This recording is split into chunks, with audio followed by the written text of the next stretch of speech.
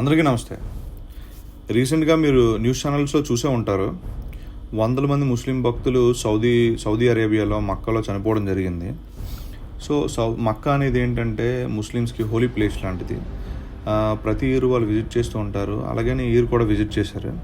So visit చేసేటప్పుడు ఏమైందంటే వాళ్ళు కొన్ని హీట్ వేవ్స్కి బారిన పడి చనిపోవడం జరిగింది.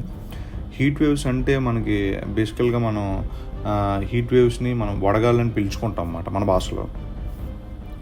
రీసెంట్గా ఐఎండీ రిపోర్ట్స్ ప్రకారం అయితే ఇండియన్ మెట్రాలజికల్ డిపార్ట్మెంట్, భారత వాతావరణ శాఖ అని మనం పిలుచుకుంటాం. సో మేలో ఆంధ్రప్రదేశ్లోనే ఇండియాలోనే హయ్యెస్ట్ టెంపరేచర్ ఆంధ్రప్రదేశ్లో నమోదవడం జరిగింది. 46.2 degrees నమోదవడం జరిగింది గుంటూరులో, as per IMD reports. IMD వాళ్ళే షాక్ అయ్యారు 46.2 degrees టెంపరేచర్ నమోదు అవడం చూసి.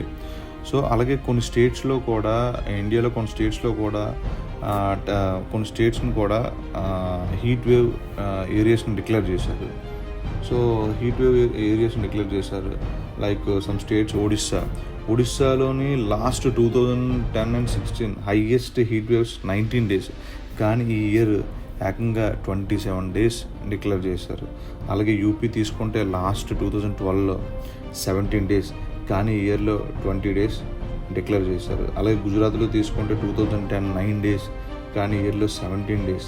Telangana 2016 14, but year 16. ప్రతి స్టేటు అలాగే తీసుకుంటే తమిళనాడులో ఇయర్ హైయెస్ట్ 14, కర్ణాటక 13, అలాగే రాజస్థాన్ 23 హీట్ వేవ్ డేస్. ఎప్పుడు ఎన్నడూ లేనిది హిమాచల్ ప్రదేశ్ అండ్ ఏకంగా కేరళలో కూడా, హిమాచల్ ప్రదేశ్లో అయితే ఏకంగా 12 days, కేరళలో అయితే ఏకంగా 5 days హీట్ వేవ్స్ నమోదవడం జరిగింది. ఈ హీట్ వేవ్స్ని చూసి ఐఎండీ వాళ్ళే షాక్ అవ్వడం జరిగింది ఏకంగా. సో అసలు ఈ హీట్ వేవ్స్ అంటే ఏంటి, అసలు ఈ హీట్ వేవ్స్ని ఏ క్రైటీరియా తీసుకొని డిక్లేర్ చేస్తారు, దీని బేస్ ఏంటి అని మనం డిస్కస్ చేస్తే, ఐఎండీ వాళ్ళు ఏంటంటే ఒక ఏరియాని హీట్ వేవ్ అని డిక్లేర్ చేయడానికి కొన్ని క్రైటీరియాస్ని ఫాలో అవుతుంటారు అన్నమాట. మనం ఉండే ఏరియాలో maximum temperature 40 degrees, and like Visakhapatnam, మనం హిల్స్ ఏరియా తీసుకుంటే like Araku, maximum temperature 30 degrees reach అయినప్పుడు ఆ ఏరియాస్లో హీట్ వేవ్స్ ఉంటాయని డిసైడ్ చేస్తారు. నార్మల్ టెంపరేచర్ కన్నా 4.5 to 6.4 degrees ఎక్కువ ఉంటే ఆ ఏరియాని హీట్ వేవ్ ఏరియా అని డిక్లేర్ చేస్తారన్నమాట.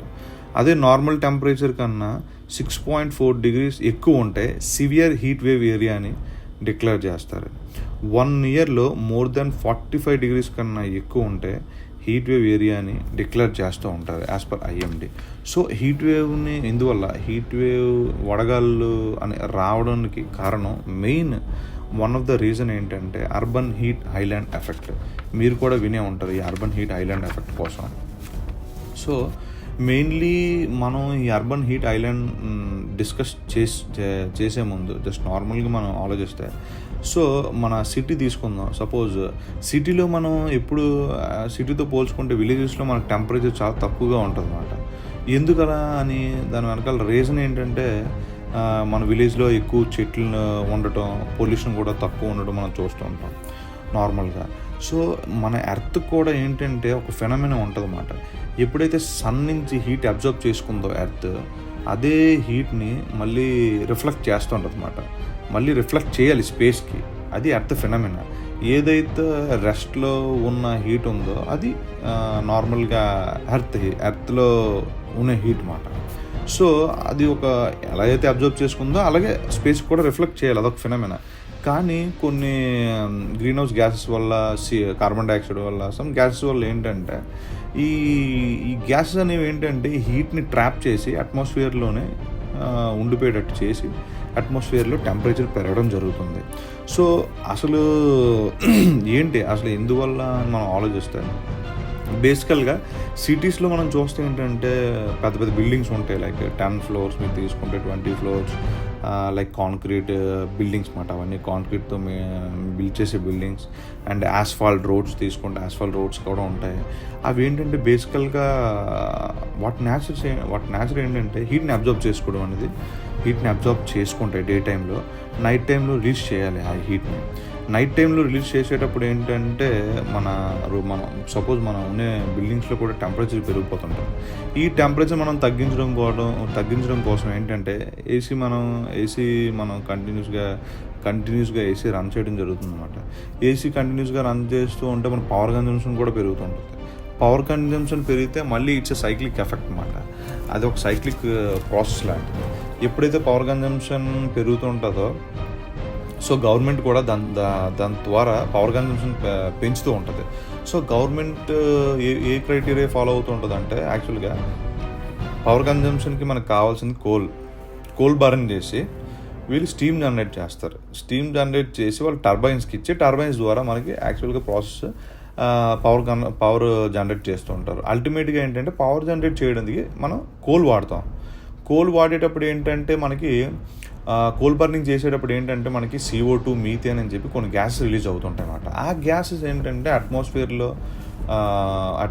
అట్మాస్ఫియర్లో అవి ఉండిపోయి ఏంటంటే ఈ హీట్ని రిలీజ్ చేసే హీట్ని ఏంటంటే ట్రాప్ చేసి అట్మాస్ఫియర్లో టెంపరేచర్ పెరగడం జరుగుతుంది.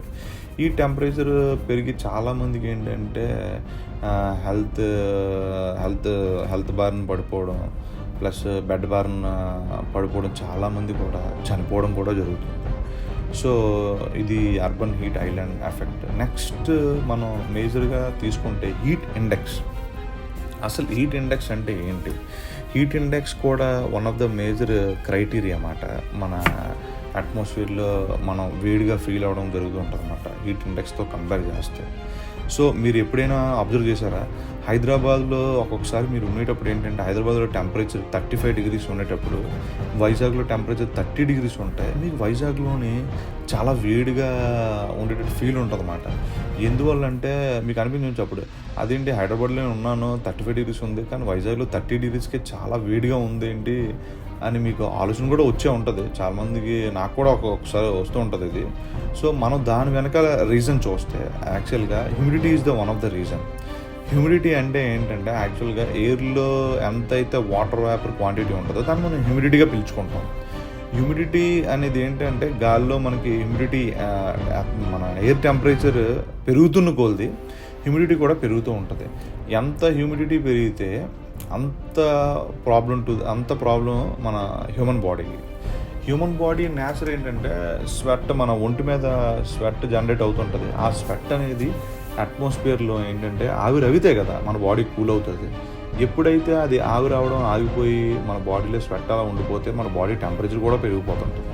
దానివల్ల మనకి చాలా హెల్త్ ఇష్యూస్ వస్తుంటాయి, చాలామంది హీట్ స్ట్రోక్స్ వస్తుంటాయి, చనిపోతుంటారు. సో మనం హీట్ ఇండెక్స్ చార్ట్ మనం కంపేర్ చేసుకుంటే హీట్ ఇండెక్స్ చార్ట్లోని నార్మల్గా రిలేటివ్ హ్యూమిడిటీ ఏంటంటే 50% ఉంది. ఈ ప్లస్ అట్మాస్ఫియరిక్ టెంపరేచర్ ఏంటంటే 41 degrees టెంపరేచర్ ఉండి రిలేటివ్ హ్యూమిడిటీ 50% ఉంటే మనకి 57 degrees లా మనం ఫీల్ అవుతాం. ఫీల్ అయ్యి చాలా వేడిగా మనకి అనిపిస్తూ ఉంటుంది. అప్పుడు ఆ 15 degrees మనం తీసుకుంటే ఇది రెడ్ జోన్లోకి వస్తుంది అన్నమాట. ఈ రెడ్ జోన్ అంటే ఆల్మోస్ట్ ఇది ఈజ్ ఎక్స్ట్రీమ్ డేంజర్. ఇది మన హెల్త్కి ప్రాబ్లం ప్లస్ హీట్ స్ట్రోక్ వచ్చే ఛాన్స్ 100%. నెక్స్ట్ అదే 38 degrees తీసుకుంటే రిలేటివ్ హ్యూమిడిటీ 20% తీసుకుంటే 37 degrees మనం ఫీల్ అవుతాం. ఈవెన్ అట్మాస్ఫియర్ టెంపరేచర్ ఎక్కువ ఉన్నా సరే రిలేటివ్ హ్యూమిడిటీ తక్కువ ఉంటే మనం కొద్దిగా చల్లగా ఫీల్ అవుతాం అన్నమాట. ఇది ఆరెంజ్ ఏరియాలోకి వస్తుంది. ఇది కూడా ఆరెంజ్ జోన్ అన్నమాట, ఆరెంజ్ అలర్ట్ కింద వస్తుంది. సో దీనివల్ల కూడా కొద్దిగా మనకి హీట్ స్ట్రోక్ వచ్చే ఛాన్సెస్ కూడా ఉంటాయి.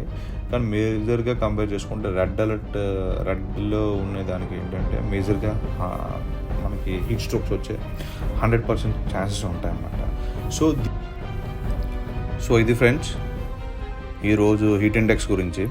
Heat index and urban heat island effect గురించి వినే ఉంటారు.